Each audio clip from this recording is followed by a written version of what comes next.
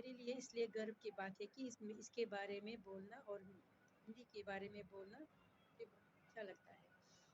सबसे पहले मैं ये कहना चाहती हूँ कि हाँ, उज़्बेकिस्तान में हिंदुस्तान के प्रति, भारत के संस्कृति, सभ्यता, इतिहास, दर्शन के प्रति, भारतीय कला के प्रति रुचि बहुत ही ऊंची स्तर पर है।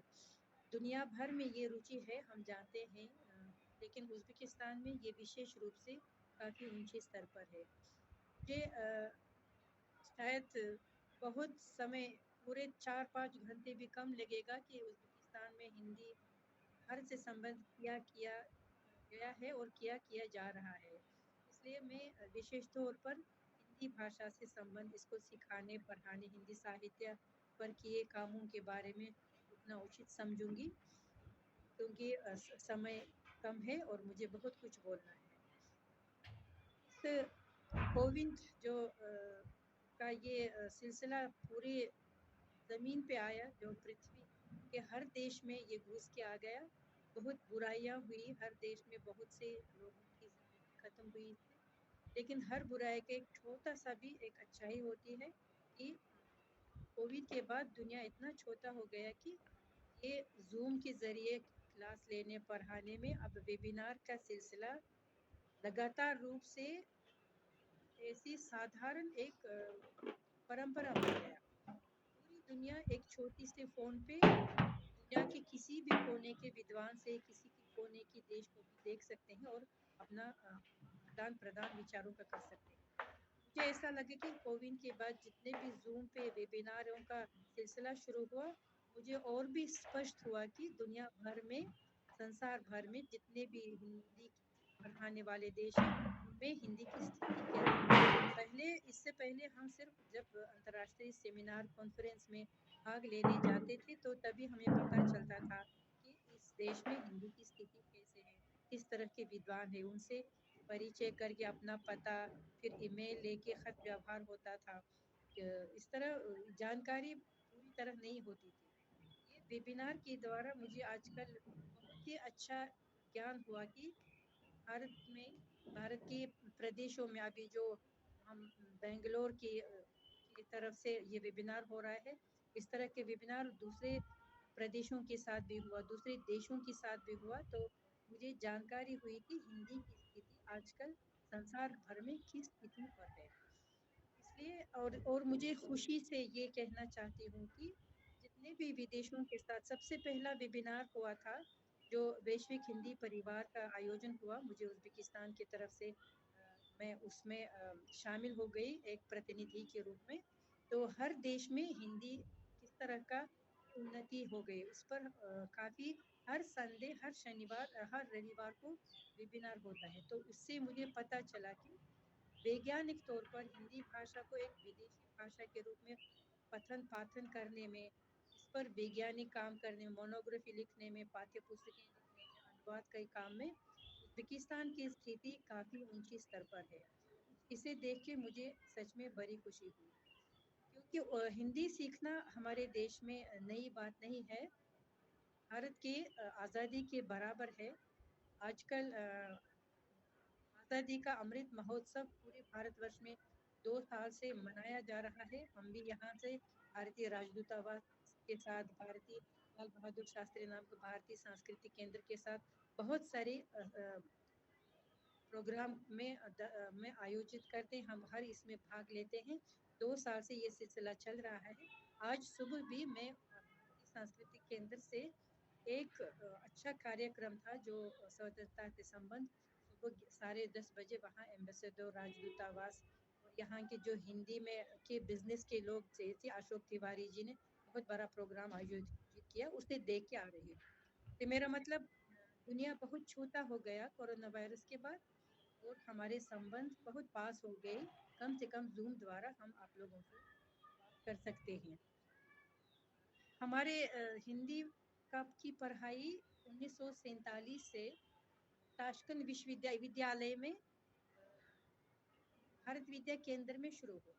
ये हिंदी उर्दू दोनों भाषाएं इसी विभाग में पढ़ाई जाती थी। 1947 में ये शुरू हुआ।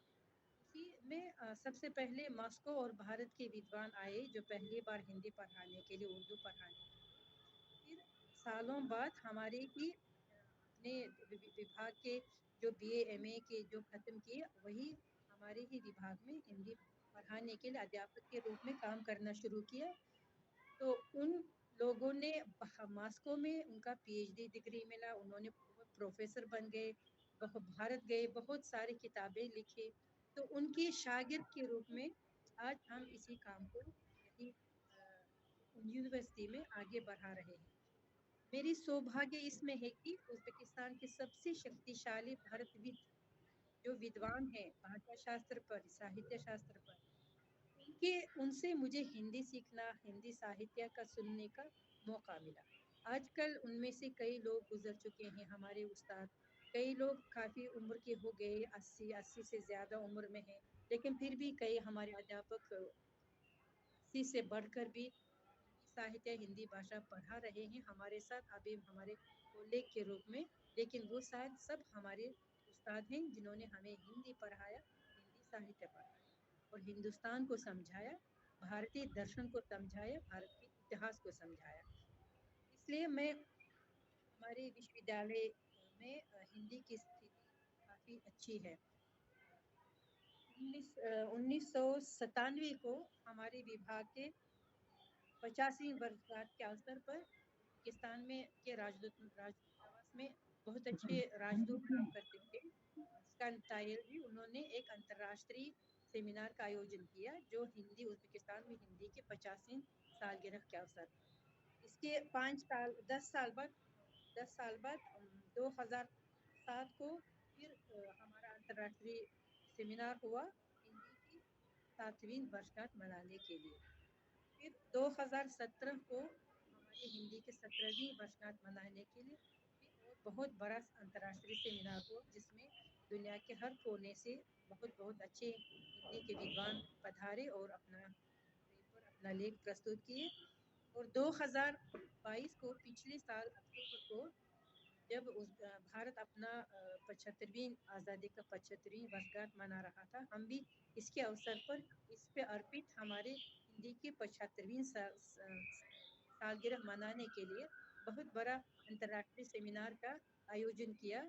काफ़ी लोगों ने 14 देश के हिंदी के विद्वान हमारे इस सेमिनार में ऑनलाइन रूप से भाग लिए।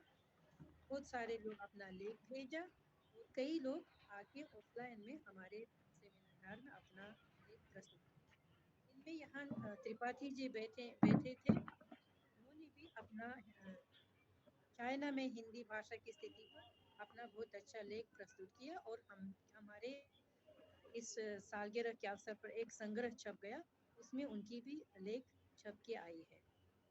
ये मेरे लिए खुशी की बात है कि मैं इस विभाग का अभी अध्यक्षता कर रही हूँ, जिसमें मेरे जो पीएचडी की मेरे गुरु थे, सुपरवाइजर थे, उनकी अध्यक्षता में मैंने पीएचडी किया था। प्रोफेसर शमा तो ने 30 साल इस विभाग में अध्यक्षता किया। ये इतने अच्छे हिंदी के विद्वान थे, इतने अच्छे भारतविद थे कि आज तक उज़्बेकिस्तान में उनके बराबर कोई भी भारतविद नहीं है, क्योंकि वो भाषा शास्त्र पर मॉस्को में उन्होंने पीएचडी किया। फिर अपनी तरफ से उनकी हिंदी पर, भारत पर इतनी रुचि थी कि 719 ये वो बच्चा वो कुछ है जिसका मतलब हिंदी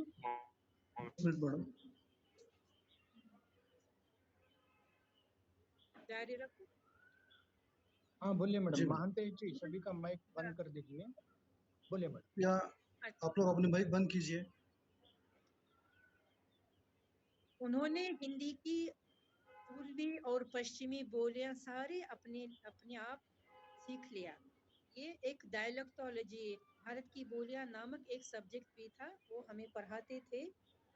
वो बुंदेली है, छत्तीसगढ़ी है, अवधी है, जो भी मध्यकाल में भारत की ब्रज भाषा था, उन सबको वो हमें पढ़ाते थे और हमें छोटा सा टेक्स्ट दे के पूछते थे कि ये कौन सी भाषा है, ये बुंदेली में है या छत्तीसगढ़ी में है या अवधी में है या ब्रज भाषा में है। हम इन टेक्स्टों को पढ़ के इसको कोशिश करते थे कि किस भाषा में लिखी गई टेक्स्ट है।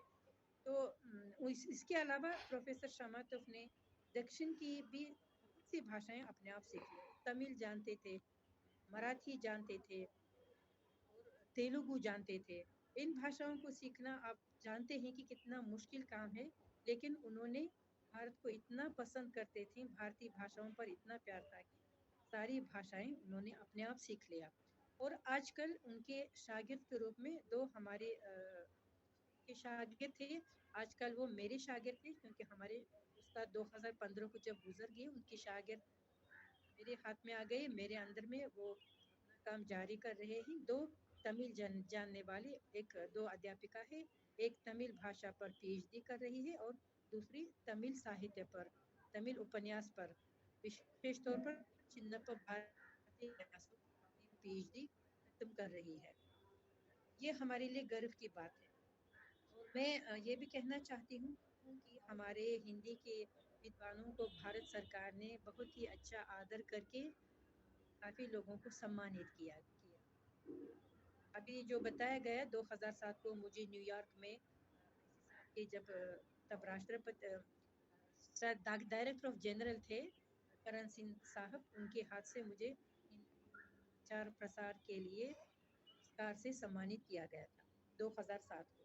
और 2014 को हमारे प्रोफेसर शमातोव को जॉर्ज ग्रीसन की पुरस्कार से सम्मानित किया गया था। और 2017 को हमारे भाषा शास्त्र पर हिंदी में संख्या पर जो अपना काम जारी कर रहा है, उसको भी आईसीसीआर की भारत सरकार की तरफ से सम्मानित किया गया।